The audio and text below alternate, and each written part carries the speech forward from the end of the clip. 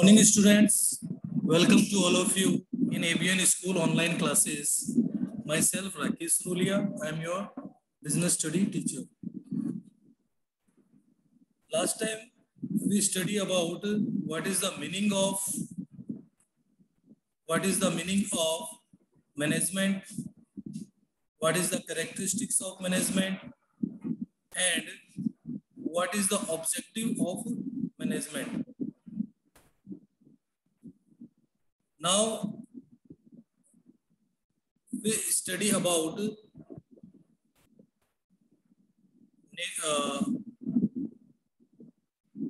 importance of management. Importance of management.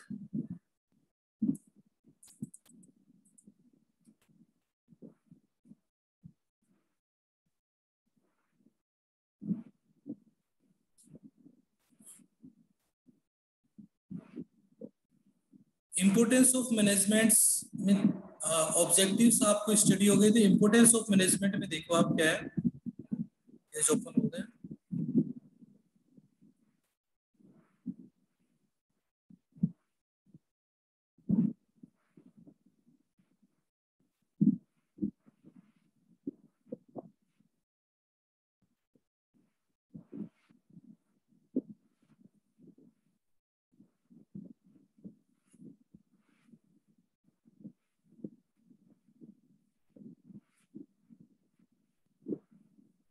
Importance of management दे रखे हैं.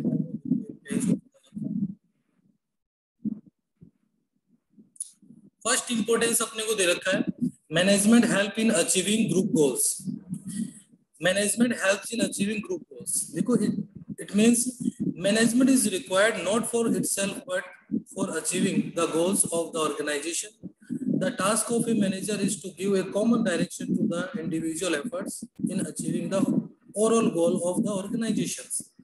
देखो इसका मतलब क्या होता है कि कोई भी पर्टिकुलर ऑर्गेनाइजेशन है, उनका एक कॉमन गोल है और उसमें डिफरेंट पर्सन्स या एम्प्लॉइज क्या होते हैं, वर्क कर रहे हैं. ठीक है, तो अगर डिफरेंट ऑब्जेक्टिव्स होंगे तो उससे कंपनी का जो कॉमन गोल है उसको अचीव करना क्या होगा, डिफिकल्ट होगा.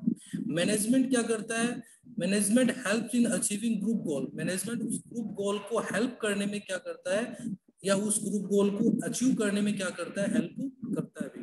ठीक है, जो अपना ग्रुप गोल है उस ग्रुप गोल को अचीव करने में मैनेजमेंट का क्या होता है, एक इम्पोर्टेंट रोल होता है. क्योंकि कोई भी पर्टिकुलर ऑर्गेनाइजेशन जो है, कंपनी है, उनमें अगर डिफरेंट ऑब्जेक्टिव के बेसिस पे अगर वर्क होगा तो ऑर्गेनाइजेशन का जो कॉमन गोल है उस कॉमन गोल को अचीव करना वेरी डिफिकल्ट, बहुत ज्यादा डिफिकल्ट होगा.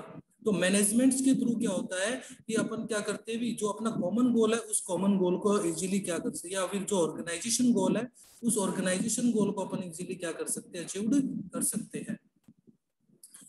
फर्स्ट सेकंड इंपॉर्टेंस है, management increase efficiency. Management increase efficiency. It means management क्या करता है, इफिशियंसी को इंक्रीज करता है. मतलब मैनेजमेंट के थ्रू क्या होता है कि मैनेजमेंट के थ्रू प्रॉपर्ली प्लानिंग होती है, ऑर्गेनाइजेशन होता है, डायरेक्टिंग होती है, स्टाफिंग होती है एंड कंट्रोलिंग. ये प्रॉपर 5 वर्क इज प्रॉपर्ली क्या होते हैं, कंप्लीट होते हैं. तो उनमें जितने भी मेंबर्स हैं या एम्प्लॉइज हैं या वर्कर है, उनको क्या होता है, प्रॉपर्ली डायरेक्शन में वर्किंग की जो प्रॉपर्ली उनको क्या किया जाता है, अभी वर्क प्रोवाइड करवाए जाते हैं. ठीक है, अब प्रॉपर्ली वर्क प्रोवाइड होंगे तो उससे कंपनी की जो वर्किंग इफिशियंसी जो है वो क्या होगी, भी इंक्रीज होगी. क्योंकि उनको सिस्टमेटिकली अगर वो वर्क करेंगे तो उससे क्या होगा, उनकी जो वर्किंग इफिशियंसी है वो इंक्रीज होगी और कंपनी की जो कॉस्ट है वो क्या होगी, डाउन होगी, और प्रोडक्शन लेवल जो होता है वो इंक्रीज होगा. ठीक है, तो ये बोल रहा है कि ये इफिशियंसी को भी क्या करता है, इंक्रीज करता है. कैसे, क्योंकि अगर कोई भी वर्क है वो अगर सिस्टमेटिकली वो कंप्लीट हो रहा है तो उससे उस वर्क में जो इफिशियंसी है वो क्या होगी, इंक्रीज होगी.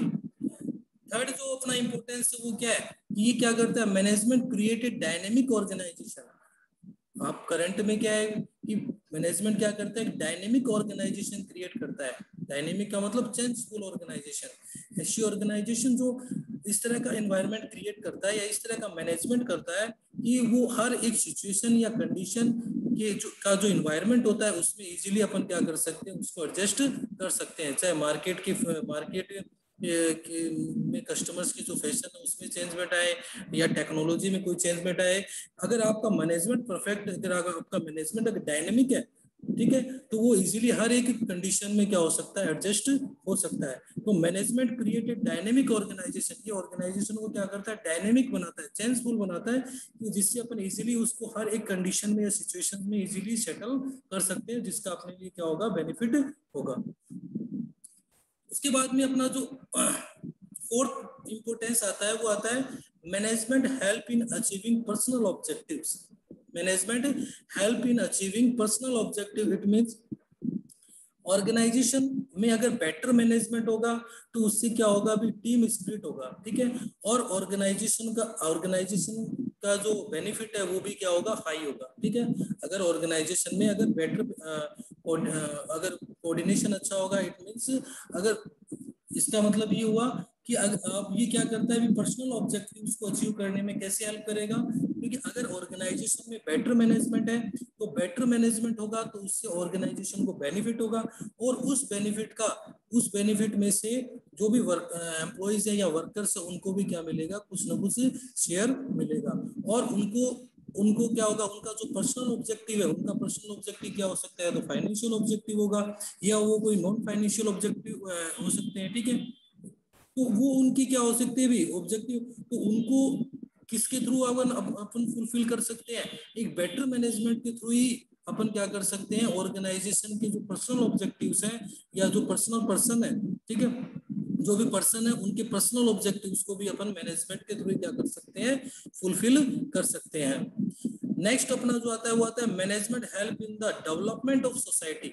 सोसाइटी डेवलपमेंट में भी क्या करता है, हेल्प करता है। सो मैनेजमेंट का मतलब एक तरह से बिजनेस से ही है, तो अगर आपका मैनेजमेंट बेटर होगा तो उससे क्या होगा, सोसाइटीज के जो पर्सन है उनको क्या मिलेगा, एक बेटर प्रोडक्ट मिलेगा, better product and in A minimum price में वो प्रोडक्ट अवेलेबल होंगे, फुल एम्प्लॉयमेंट अपॉर्चुनिटीज मिलेंगी, ठीक है।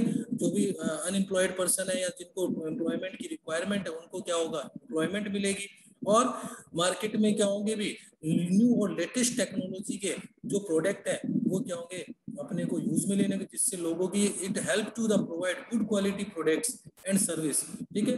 उससे क्या होगा, उनको good quality product and service मिलेगी, जिससे लोगों की जो एम्प्लॉयमेंट जो स्टैंडर्ड ऑफ लिविंग है उसमें भी क्या होगा, भी इम्प्रूवमेंट होगा।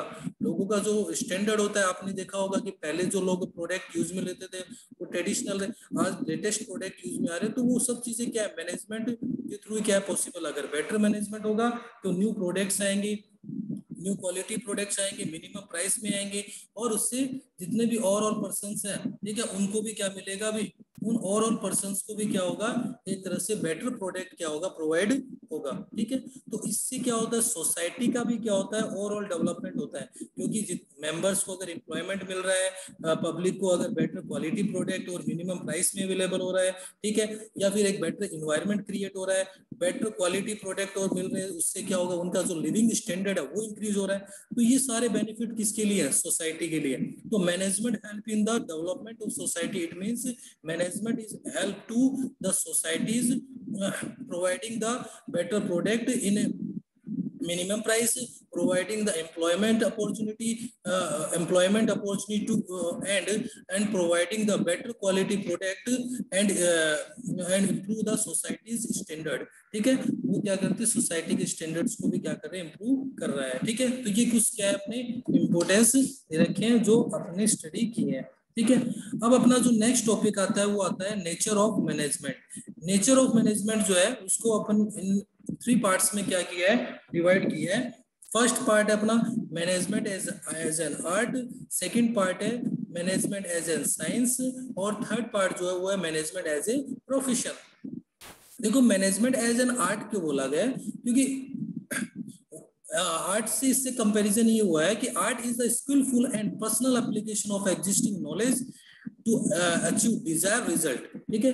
आर्ट के लिए आपको क्या होना चाहिए, एक तरह से पर्सनल नॉलेज होना क्या होता है, भी जरूरी होता है, कंपल्सरी होता है। Without theoretical knowledge you can't make a perfect management in your organisation. जैसे एक आर्ट के लिए आर्टिस्ट से रिलेटेड, अगर कोई आर्टिस्ट है उसको पहले उस आर्ट से रिलेटेड नॉलेज का होना कंपल्सरी होता है, उसके बाद में वो क्या होता है, एक आर्टिस्ट बनता है। वैसे ही मैनेजमेंट के लिए भी आपको मैनेजमेंट का थ्योरेटिकल नॉलेज होना क्या होता है, कंपल्सरी होता है। ठीक है, it can be required through the study, observe and experience. ठीक है, और उसके अंदर आप एक्सपर्ट कब होगी, जब आपको क्या होगा भी एक तरह से एक्सपीरियंस हो जाएगा। थ्योरेटिकल नॉलेज प्लस एक्सपीरियंस, ये 2 पॉइंट्स के थ्रू अपन क्या कर सकते हैं, इसमें परफेक्ट हो सकते हैं। इसलिए मैनेजमेंट को भी आर्ट माना गया है। मैनेजमेंट एज एन आर्ट, जिस तरह से आर्ट के लिए थ्योरेटिकल नॉलेज और एक्सपीरियंस की रिक्वायरमेंट है, तो वैसे ही मैनेजमेंट के लिए भी क्या होता है, मैनेजमेंट के नॉलेज और एक्सपीरियंस की क्या होती है, रिक्वायरमेंट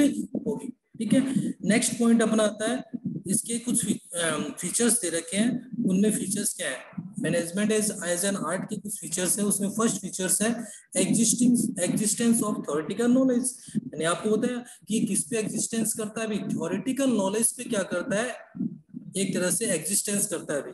किस पे एग्जिस्टेंस करता है, theoretical knowledge. Without theoretical knowledge you can't make a better management in your organisation. अगर आपको कोई थ्योरेटिकल नॉलेज नहीं होगा तो आप उस एक्टिविटी को या उस वर्क को आप प्रॉपर्ली कंप्लीट नहीं कर पाओगे। तो प्रॉपर्ली कंप्लीट करने के लिए आपको क्या करना होगा, थ्योरेटिकल नॉलेज की क्या होती है, रिक्वायरमेंट होती है।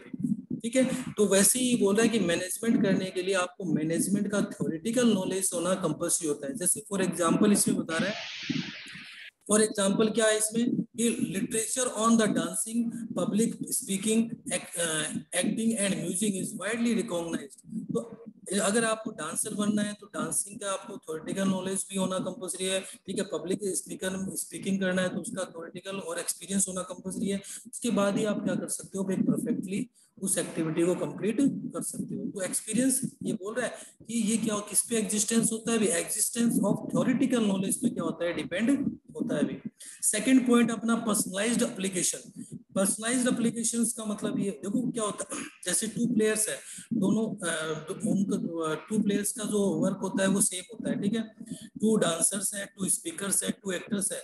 ठीक है, both are doing same activity, दोनों क्या कर रहे हैं, सेम कर रहे हैं, बट उनका जो पर्सनल एप्लीकेशंस है, देखो पर्सनल क्वालिटी, उनके बेसिस पे क्या होता है, उनके एक्टिविटीज में क्या होता है, डिफरेंस होता है। जैसे 2 प्लेयर्स है वो डिफरेंट वे में अपनी एक्टिविटी करते हैं। 2 डांसर वो भी अपनी डिफरेंट एक्टिविटी कर तो सेम रहे हैं, डांस कर रहे हैं, बट उनका जो वर्क होता है या उनका डांस करने का जो तरीका होता है, ठीक है ना, वे होता है, वो क्या होता है, डिफरेंट होता है। तो उसी तरीके से मैनेजमेंट में भी क्या होता है, पर्सनलाइज्ड एप्लीकेशन होती है। मतलब मैनेजमेंट तो अगर 2 पर्सन है वो मैनेजमेंट तो करेंगे, बट उनका मैनेजमेंट का जो वे होगा या मैनेजमेंट का जो तरीका होगा वो क्या होगा, एक तरह से डिफरेंट होगा। ठीक है, फिर थर्ड पॉइंट जो आता है वो आता है अपना based on practice and creativity. ये किस पे बेस्ड होता है, based on practice and creativity.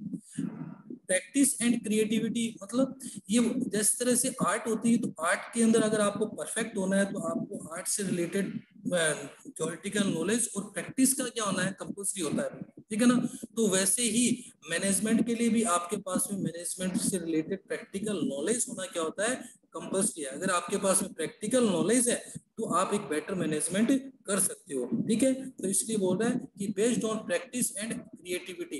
ठीक है, ये प्रैक्टिस और क्रिएटिविटी पे क्या करता है, डिपेंड होता है। ठीक है, इसलिए इसको एक तरह से मैनेजमेंट माना गया है। ठीक है, management as an art, management को आर्ट माना गया है कि जिस तरह से आर्ट में ये सब चीजों की रिक्वायरमेंट होती है, प्रैक्टिस की, थ्योरेटिकल नॉलेज की, पर्सनलाइज्ड एप्लीकेशंस की, वैसे ही सेम मैनेजमेंट में भी इन सब फीचर्स की क्या होती है, रिक्वायरमेंट होती है।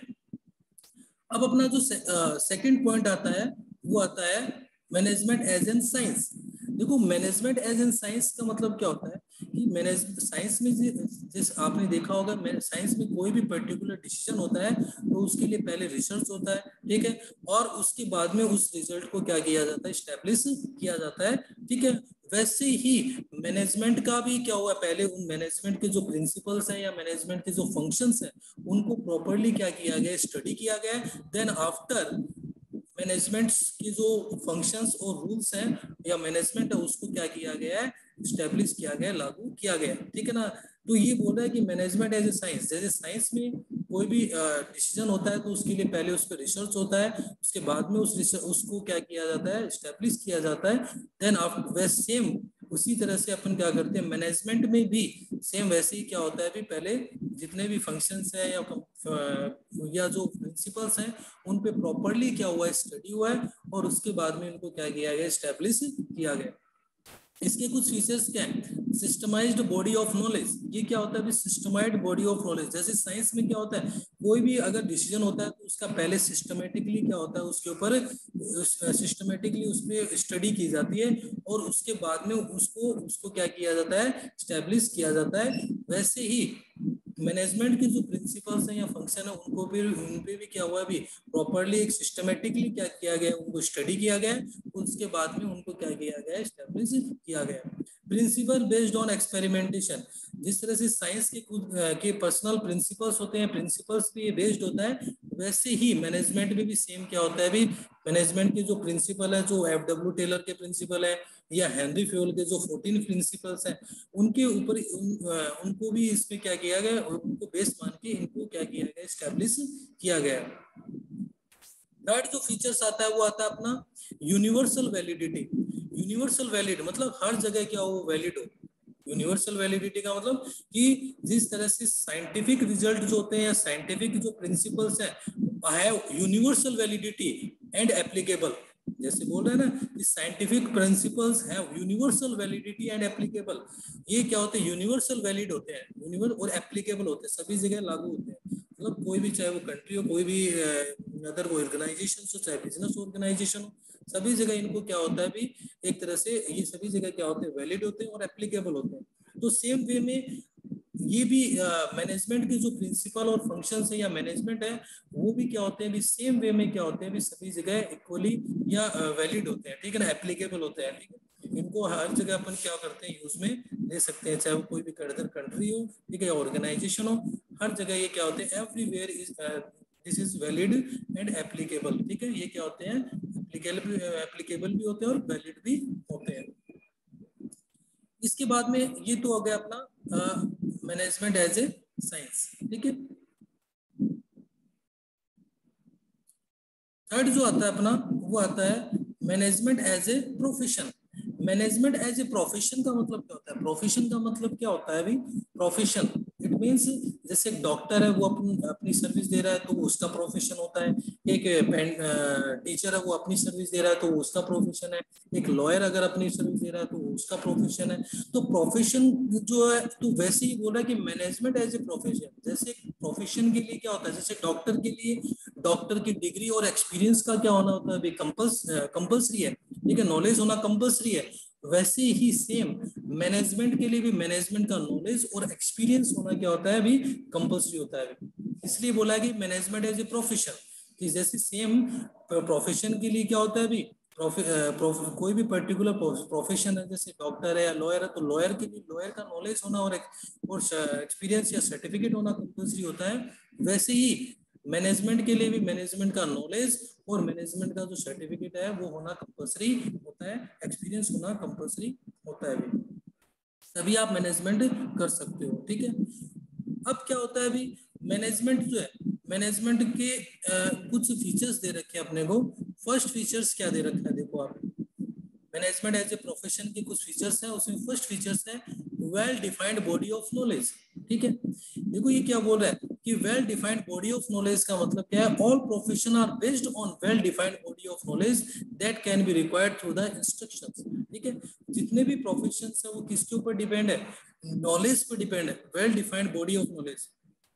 ठीक है, अगर आप नॉलेज है तभी आप क्या कर सकते हो, एक प्रोफेशन को कंप्लीट कर सकते हो। अगर आपको टीचिंग का नॉलेज है तभी आप टीचर बन सकते हो, अगर आपको डॉक्टर का नॉलेज और एक्सपीरियंस है या सर्टिफिकेट है तभी आप उससे रिलेटेड सर्विस क्या कर सकते हो, प्रोवाइड करवा सकते हो। ये बोला है कि किसके ऊपर बेस्ड होता है, ये बोला है कि well defined body of knowledge. ठीक है, इसके लिए आपके पास में क्या होना चाहिए, नॉलेज का होना क्या होता है, कंपल्सरी होता है।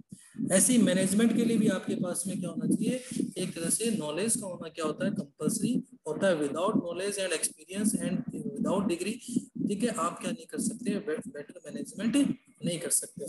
रेस्ट्रिक्टेड एंट्री, रेस्ट्रिक्टेड एंट्री का मतलब ये होता है कि जिस कोई भी पर्टिकुलर प्रोफेशन है उसमें एंट्री के लिए उससे रिलेटेड जो एग्जाम होते हैं वो अपने को क्या करने होते हैं, फाइट करने होते हैं। जैसे डॉक्टर के लिए आपको डॉक्टर के एग्जाम फाइट करने होंगे, टीचर के लिए टीचर के एग्जाम फाइट करने होंगे, लॉयर के लिए लॉयर के एग्जाम फाइट करने होंगे।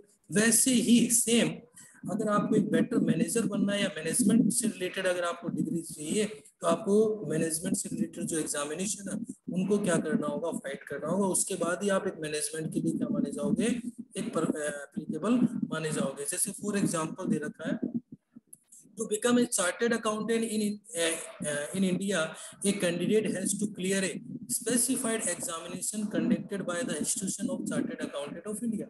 अगर आपको सीए बनना है तो जो सीए इंस्टीट्यूट के थ्रू जो सीए के जो एग्जाम होते हैं, चार्टेड अकाउंटेंट इंस्टीट्यूट के थ्रू जो एग्जाम होते हैं, उन एग्जाम्स को आपको क्या करना होगा, फाइट करना होगा। उसके बाद ही आप क्या बन सकते हो, एक चार्टेड अकाउंटेंट बन सकते हो, एक सीए बन सकते हो। तो सीए के लिए आपके पास में, तो ये बोल रहा है रेस्ट्रिक्टेड एंट्री का मतलब कि ये एंट्री को कैसे रेस्ट्रिक्टेड करता है, रोकता कैसे है, क्योंकि जो एक पर्सन क्या करते हैं, इस एग्जाम को फाइट करते हैं, वो तो क्या होते हैं भाई, चार्टेड अकाउंटेंट बन जाते हैं या कोई भी अच्छे मैनेजर बन जाते हैं। बट अगर जो इस एग्जाम को फाइट नहीं कर पाते, वो क्या होते हैं, उनकी एंट्री क्या होती है, रेस्ट्रिक्टेड हो जाती है, मतलब वो आउट हो जाते हैं, वो बाहर हो जाते हैं। ठीक है, इसलिए बोल रहा है कि रेस्ट्रिक्टेड एंट्री मतलब एग्जामिनेशन के थ्रू क्या होता है, ये कैलकुलेशन होता है कि कौन तो इसके के लिए एप्लीकेबल होगा और कौन इसके लिए एप्लीकेबल नहीं होगा, मतलब कौन तो इंटर कर पाएगा एग्जाम प्रोफेशन में और कौन इंटर नहीं कर पाएगा। इसका वैल्यूएशन किसके थ्रू होता है, एग्जामिनेशन के थ्रू। तो ये एंट्री को भी क्या करता है, रेस्ट्रिक्टेड करता है। ठीक है, उसके बाद में आता है प्रोफेशन एसोसिएशन। ठीक है ना, प्रोफेशनल एसोसिएशन ये, हाँ, जिस तरह से अपने पास में देखो क्या होता है, डॉक्टर के लिए एक प्रोफेशनल इंस्टीट्यूशन से क्या होता है, डिग्री की रिक्वायरमेंट होती है। ठीक है, या फिर जैसे एक एग्जांपल दे रखा है कि to be able to practice in India, lawyers have to become member of the bar counseling which regulates and control their activities. ठीक है, अगर आपको एक लॉयर बनना है तो बार काउंसलिंग का आप मेंबर होना होगा। तो सेम वैसे ही अगर आपको डिग्री, अगर आपको मैनेजमेंट से रिलेटेड अगर आपको सर्विस प्रोवाइड करवानी है तो आपके पास में एक प्रोफेशनल इंस्टीट्यूशन से क्या होनी चाहिए, मैनेजमेंट से रिलेटेड डिग्री आपके पास होनी चाहिए। प्रोफेशनल इंस्टीट्यूशंस के थ्रू अगर आपके पास अगर डिग्री है तो then after you give your service. ठीक है, नेक्स्ट पॉइंट आता है इथिकल कोड ऑफ कंडक्ट। देखो इथिकल कोड ऑफ कंडक्ट का मतलब क्या होता है, ethical, all profession are bound by a code of conduct. ठीक है, which guide the behaviour it of its members. ठीक है, हर को क्या किया गया, बाउंड किया गया, किसके थ्रू, इथिकल कोड ऑफ कंडक्ट के थ्रू। ऑल डॉक्टर्स, जैसे फॉर एग्जाम्पल टेक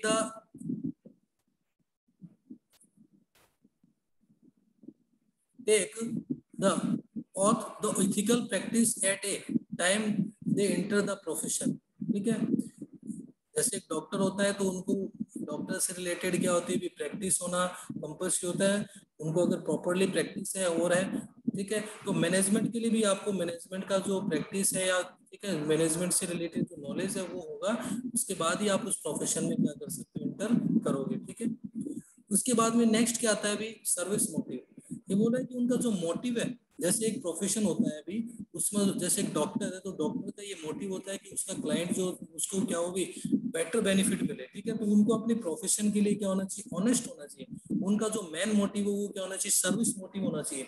उनको कोई अदर बेनिफिट के लिए अपने प्रोफेशन को डैमेज नहीं करना चाहिए, और प्रोफेशन अपने प्रोफेशन के अगेंस्ट नहीं होना चाहिए। उनका मेन मोटिव जो वो क्या होना चाहिए भी, उनका मेन मोटिव है वो सर्विस मोटिव होना चाहिए। ठीक है ना, सर्विस कि उनको ये नहीं अदर बेनिफिट के लिए वो अपने प्रोफेशंस के अगेंस्ट नहीं हो। तो वैसे ही एक मैनेजर को भी अपनी ऑर्गेनाइजेशन में एक बेटर मैनेजमेंट क्रिएट करना चाहिए जिससे ऑर्गेनाइजेशन को क्या हो भी एक बेनिफिट हो। ठीक है ना, ऐसा मैनेजमेंट नहीं होना चाहिए कि जिससे ऑर्गेनाइजेशन को क्या हो भी किसी तरह का लॉस हो। ठीक है, तो ये अपने क्या थे भी अपने को दे रखे थे ये सारे नेचर ऑफ मैनेजमेंट। ठीक है, अब नेक्स्ट जो अपना टॉपिक आता है वो आता है levels of management. Levels of management क्या होता है, देखो मैनेजमेंट की क्या होते हैं, 3 लेवल्स होते हैं। एक होता है टॉप लेवल, सेकंड होता है अपना मिडिल लेवल, और थर्ड होता है लोअर लेवल। ठीक है, टॉप लेवल, मिडिल लेवल, और लोअर लेवल, ठीक है। ये 3 क्या होते हैं भी इसके मैनेजमेंट के लेवल होते हैं। देखो टॉप लेवल जो होता है, टॉप लेवल में क्या होता है अभी, टॉप लेवल में कौन आते हैं, टॉप लेवल में आते हैं जैसे सीईओ है, ठीक है, सीईओ आ गए, बोर्ड ऑफ डायरेक्टर्स आ गए, ठीक है। जो अपने टॉप लेवल होता है उसके अंदर कौन आते हैं भी, सीईओ है, बोर्ड ऑफ डायरेक्टर्स है, ठीक है, उनको क्या किया जाता है इसमें इंक्लूड किया जाता है, ठीक है। और इसके अदर जो और भी मेंबर्स होते हैं इनको अपन क्या करते हैं इसके अंदर इंक्लूड करते हैं, ठीक है ना। जैसे इसमें दे रखा है कि टॉप लेवल के अंदर चेयरमैन है, एग्जीक्यूटिव ऑफिसर है, चीफ ऑपरेटिंग ऑफिसर है, प्रेसिडेंट है, वाइस प्रेसिडेंट है, इन सबको अपन क्या करते हैं इसके अंदर इंक्लूड करते हैं टॉप लेवल में, ठीक है।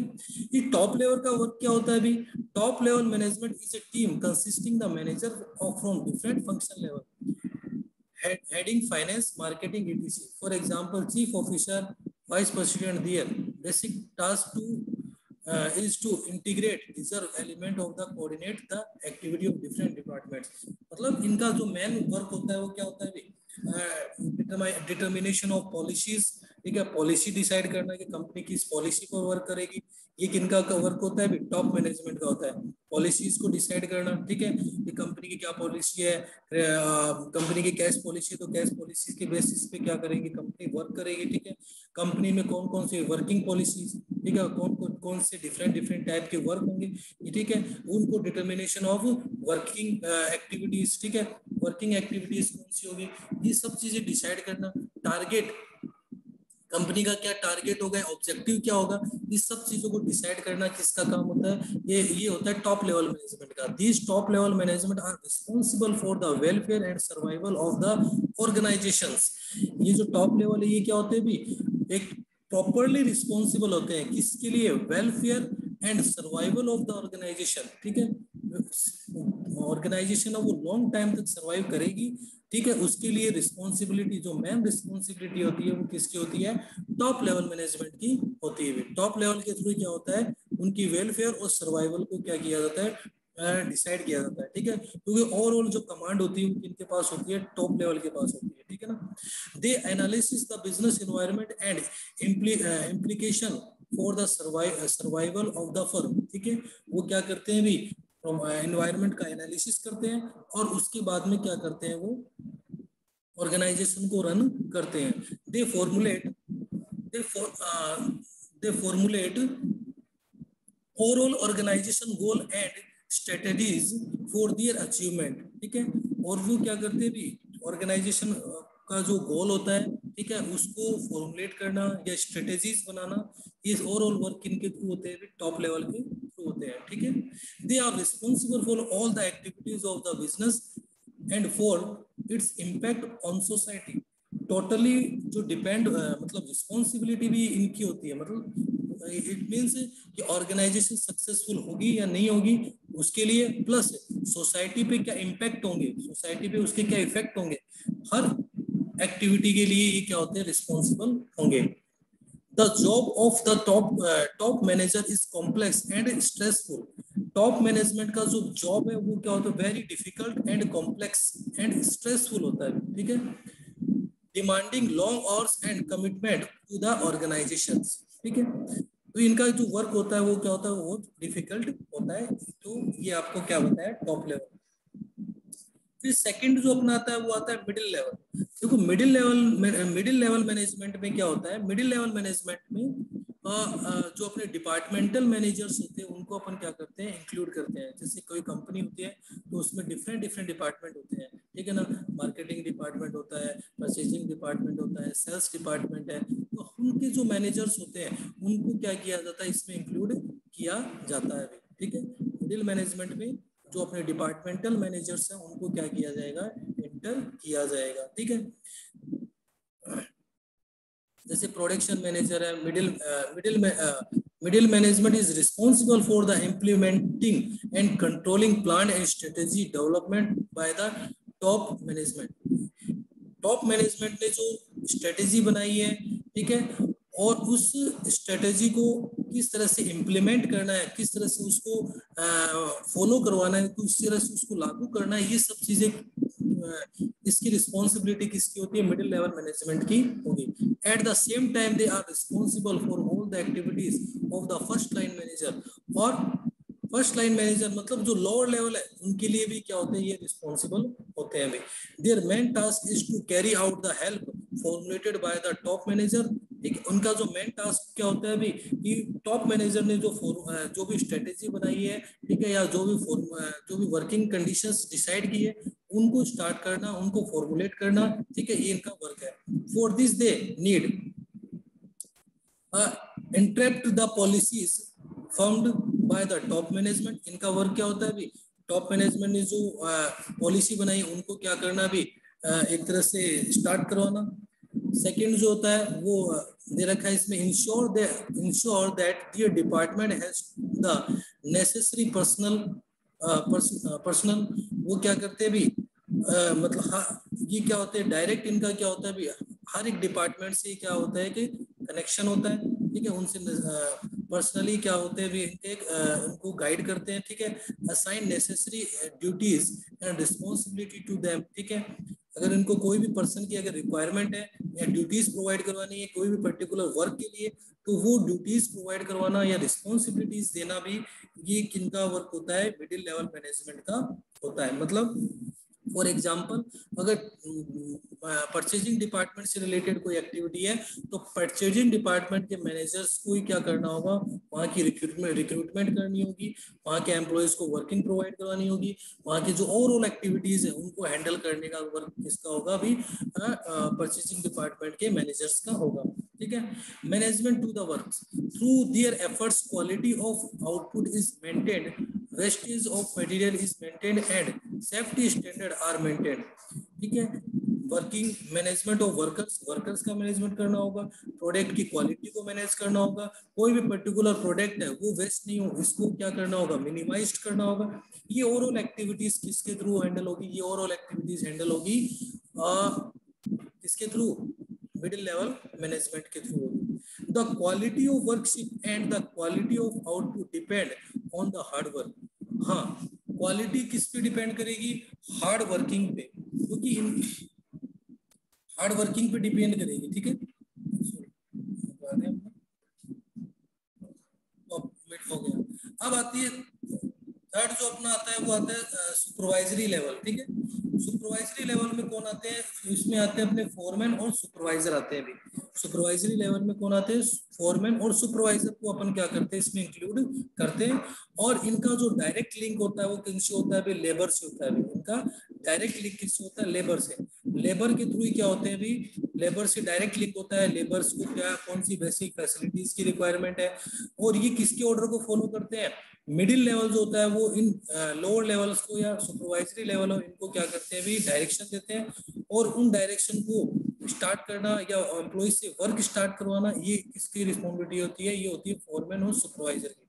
सुपरवाइजर और फोरमैन ये स्टडी करते हैं कि भी जो वर्कर्स हैं वो अपने वर्क को प्रॉपरली कंप्लीट कर रहे हैं नहीं कर रहे हैं, उनका वर्किंग एनवायरनमेंट कैसा है, बेटर है नहीं है, किसी तरह की कोई सेफ्टी से रिलेटेड कोई प्रॉब्लम नहीं है। ठीक है, इन सभी चीजों को वॉच करने का वर्क किसका होता है, सुपरवाइजर और फोरमैन का होता है। और उससे प्रोडक्ट उनको बेसिक फैसिलिटीज, एक एम्प्लॉइज को जो बेसिक फैसिलिटीज की रिक्वायरमेंट होती है या वर्कर्स को जो बेसिक फैसिलिटीज है, जैसे वाटर फैसिलिटी है, एयर फैसिलिटी है, ठीक है, और बेटर साइलेंट इन्वायरमेंट है, ये सब चीजें अरेंज करवाना ये किसकी रिस्पॉन्सिबिलिटी होती है, ये रिस्पॉन्सिबिलिटी होती है किसकी, लोअर लेवल की। ठीक है, लोअर लेवल के थ्रू क्या किया जाता है, इनको हैंडल किया जाता है। ठीक है, और ये क्या करते हैं भी, प्रोडक्शन कैपेसिटी को इंक्रीज करने में भी, और प्रोडक्ट को बेटर क्वालिटी में बेटर क्वालिटी प्रोडक्ट रेडी करने में भी क्या होता है, इनका एक इम्पोर्टेंट रोल होता है भी। ठीक है, तो ये क्या होती है इसकी लेवल अपन ने डिसाइड किए हैं। ये इसका एक डायग्राम आपको दे रखा है। ठीक है, ये डायग्राम है, ये इसके अंदर आपको बता रखा है 9। ठीक है, और इसकी जो ये रहा, ठीक है, ये आपको डायग्राम दिया है, इसमें top management, middle management and operational management. ठीक है, टॉप लेवल ऑर्डर का जो फ्लो होता है वो टॉप टू बॉटम होगा। ठीक है, टॉप टू बॉटम, टॉप जो मैनेजमेंट है वो ऑर्डर देगा मिडिल को, मिडिल किससे ट्रांसफर करेगा लोअर लेवल पे, ठीक है ना, तो किसके थ्रू आएगा मिडिल। और अगर ऑपरेशनल मैनेजर अगर कोई रिक्वेस्ट का फ्लो रहा है तो वो क्या होगा बॉटम टू टॉप, ठीक है, रिक्वेस्ट का फ्लो तो होगा बॉटम टू टॉप और ऑर्डर का फ्लो होगा टॉप टू बॉटम, ठीक है। और इसके लास्ट में एक और एरिया होता है, वो आपको मैं डायग्राम दूसरा बताऊंगा, उसमें भी एक होता है, वो होता है, ये तो अपने होते हैं मैनेजरियल लेवल, वो होता है non managerial level. Non managerial level होता है जिसमें कौन आते हैं, उसमें आते हैं लेबर, ठीक है। लेबर्स का वर्क क्या होता है, मैनेजमेंट नहीं होता है, मैनेजमेंट नहीं होता है। मैनेजमेंट का वर्क केवल टॉप मैनेजमेंट का, मिडिल का और लोअर का ही होता है। लेकिन जो लास्ट जो आता है प्लेटफॉर्म एरिया, उसमें आते हैं लेबर, ठीक है, वो उसको अपन बोलते हैं नॉन मैनेजरियल लेवल भी अपन उसको बोलते हैं, ठीक है। उसको किसमें इंक्लूड करते हैं अपन, प्लेटफॉर्म एरिया में वो आता है, ठीक है। तो स्टूडेंट आज ये अपन टॉपिक क्या कर रहे हैं, फिनिश कर रहे हैं। अब नेक्स्ट डे अपन क्या करेंगे, अपने जो फंक्शंस है, फंक्शंस ऑफ मैनेजमेंट, ठीक है, वो अपन टॉपिक स्टार्ट करेंगे, ठीक है। यहाँ पे स्टूडेंट्स